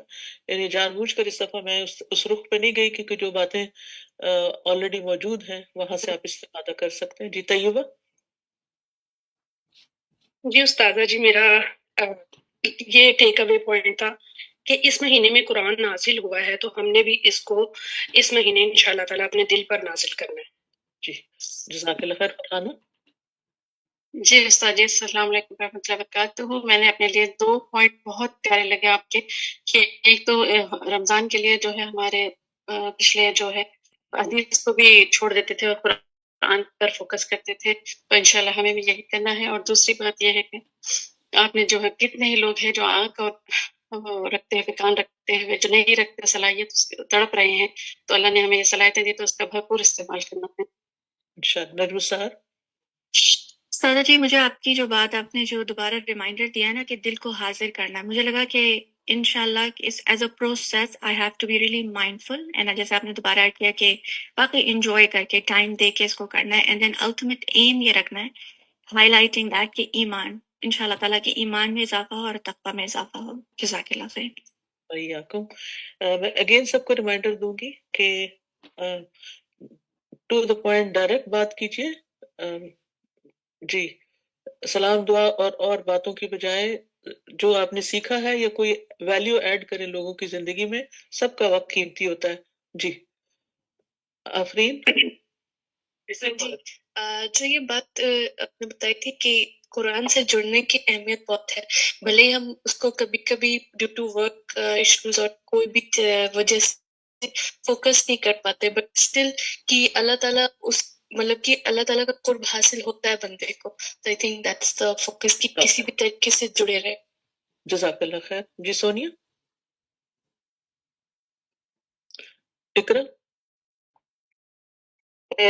جی حضرت جی یہ بتانا تھا کہ اس میں جو اہم بات آپ نے بتائی کہ اس میں ہم قرآن سے جو کہ جو ہے بہت سی چیزوں میں بچ سکتے ہیں، تو رمضان میں ویسے ٹائم میں جو ہے وہ برکت ہوتی ہے کہ ہم جو ہے اپنا زیادہ سے زیادہ ٹائم قرآن کو دے سکتے ہیں، اور جو مین پوائنٹ تھے شہوات اور شبہات سے بچنے کے، تو عمل جی کی یہ دو باتیں بہت اہم تھیں آج کی ہمارے لیے. جی اقرا. جو آپ نے پوائنٹ بتایا تھا کہ رمضان تربیت کا مہینہ ہے اور اس کے بعد ہمیں ایک نیا انسان بن کے سامنے آنا ہے، ہمیں اس میں اپنی تربیت کرنی ہے. انشاءاللہ. نادیہ. جی ہمیں جو کچھ پڑھنا اور سننا ہے اس پر عمل کرنے کی نیت جو ہے وہ ساتھ رکھنی ہے، کیونکہ انما الاعمال بالنیات، اور پھر جب ہم اس کو نیت میں لائیں گے تو انشاءاللہ پھر عمل بھی کریں گے. انشاءاللہ. سعدیہ.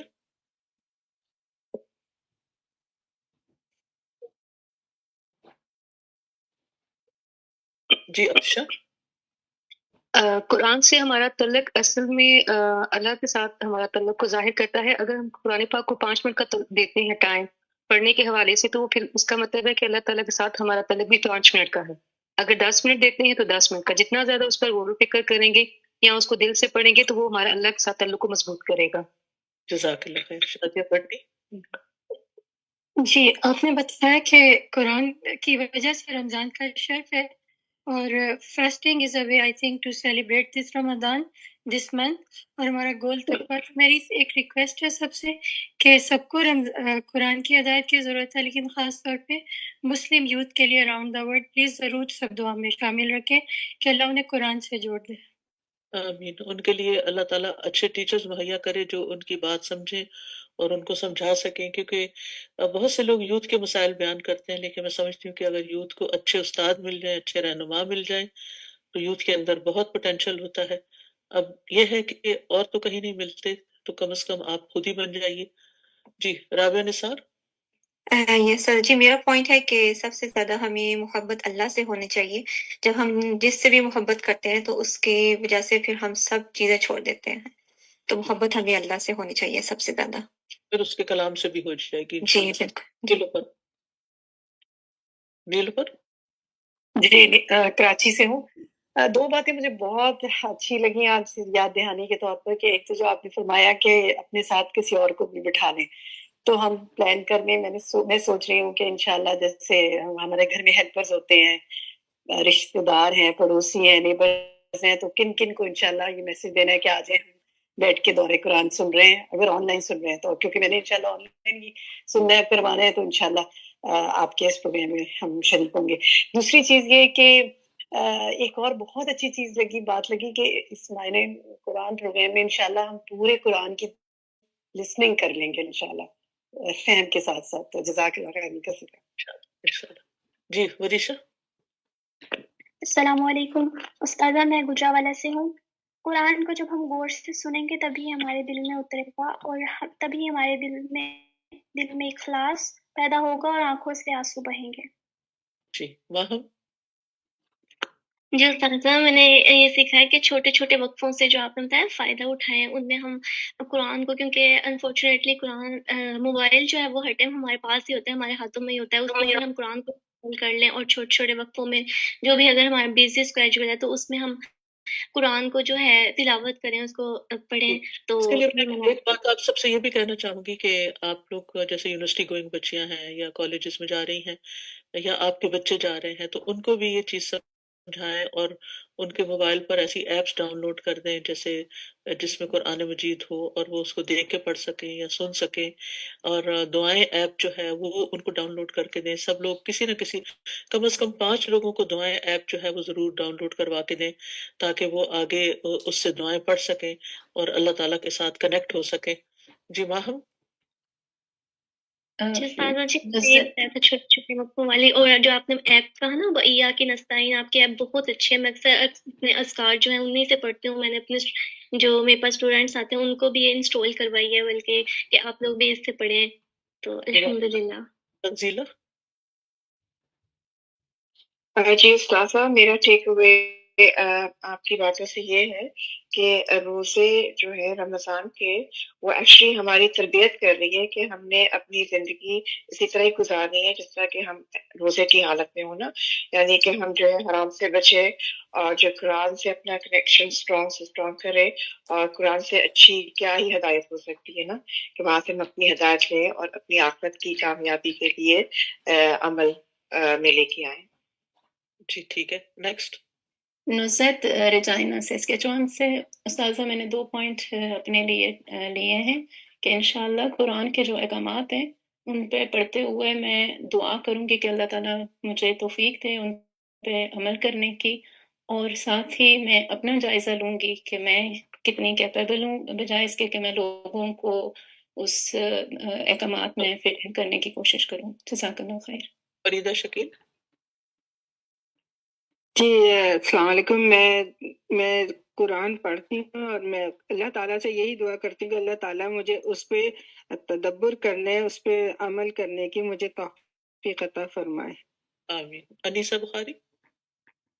جی اللہ اور سے بات کری، جو یہ آپ نے بتایا نا فمن تطوع خیر فهو خیر له، یہ روزے کے ساتھ آتا ہے تو صرف یہی ذہن میں آتا تھا کہ روزے کو خوشی سے رکھے، لیکن آپ نے جو بتایا نا کہ نیکی کا جو بھی کام کریں دل کی خوشی سے کریں، تو اس میں بہت آیا کہ روزے میں اتنے کام ہمیں ملنے ہیں، سحری کروانا، افطاری بنانا، تراویح پڑھنا، قرآن دورے کرنا، دل کی خوشی اس میں شامل کر کے بھاگ کے پھر کریں کام، تو بہت اچھا لگا یہ پوائنٹ مجھے ماشاءاللہ۔ خدیجہ احمد۔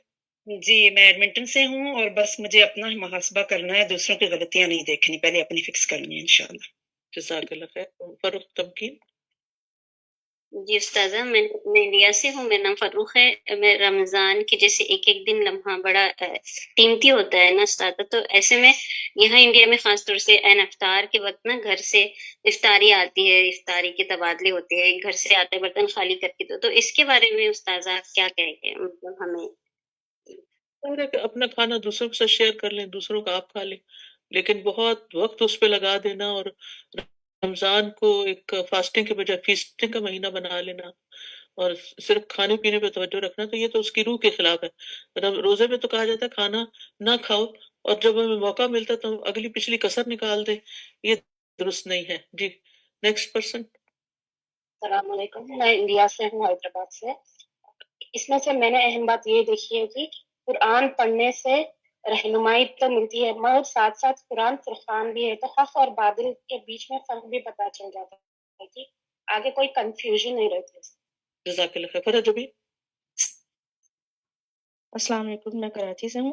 یہاں پہ مجھے حدیث یاد آ رہی تھی، نبی صلی اللہ علیہ وسلم نے فرمایا دلوں کو زنگ لگ جاتے ہیں جیسے لوہے کو زنگ لگتا ہے، تو صحابہ کرام نے فرمایا کہ دلوں کو زنگ کیسے دور کریں، تو آپ صلی اللہ علیہ وسلم نے فرمایا کہ کثرت سے قرآن پڑھو اور موت کو کثرت سے یاد کرو، تو کثرت سے قرآن پڑھنا ہے تاکہ ہمارے دلوں کا زنگ انشاءاللہ دور ہو۔ جزاک اللہ خیر۔ معصومہ۔ استاذہ میں انڈیا سے ہوں اور مجھے یہ چیز بہت اچھی لگی اس میں کہ احمد بن حنبل کہتے ہیں کہ میں نے خواب میں اللہ سبحانہ وتعالیٰ کو دھندلا دیکھا اور ان سے پوچھا کہ آپ کا سب سے پسندیدہ عمل کون سا ہے، تو اللہ سبحانہ وتعالیٰ نے بولا کہ قرآن کا پڑھنا۔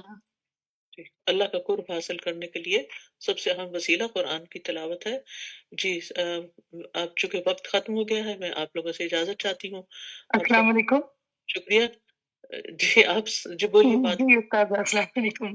جی حیدرآباد انڈیا سے ہوں میں۔ استاد مجھے یہ لگا ہے کہ ورتل القرآن ترتیلا، جیسے کہ رمضان کا مہینہ آتا ہے، ہم اپنی یہ گڑبڑ میں نہیں رہنا کہ ہم کو قرآن ختم کرنی ہے، ہم کو اس پر غور و فکر کر کے پڑھنا ہے، یہ نہیں کہ قرآن کو ختم کرنے کا کام ہوا ہے رمضان میں ہم کو ختم کرنا ہے، ایک ایک ورڈ پہ ہم کو توجہ کرنا ہے۔ ایک تو کرنا ہی چاہیے، ٹھیک ہے جی جی انشاءاللہ، بس اس پر ورڈ پر اپنا کنسنٹریشن دینا ہے۔ بارک اللہ فیکم۔ سبحانک اللہ جزاک اللہ خیر۔ السلام علیکم۔ سبحانک اللہم وبحمدک، اشہد ان لا الہ الا انت، استغفرک واتوب الیک۔ السلام علیکم ورحمۃ اللہ وبرکاتہ۔ أهلا وسهلا يا رمضان، شهر التوبة والغفران، مرحبا بك رمضان رمضان، شهر الذكر والإحسان، أهلا وسهلا يا رمضان، شهر الصدقة والإكرام، مرحبا بك رمضان رمضان، أهلا وسهلا يا رمضان۔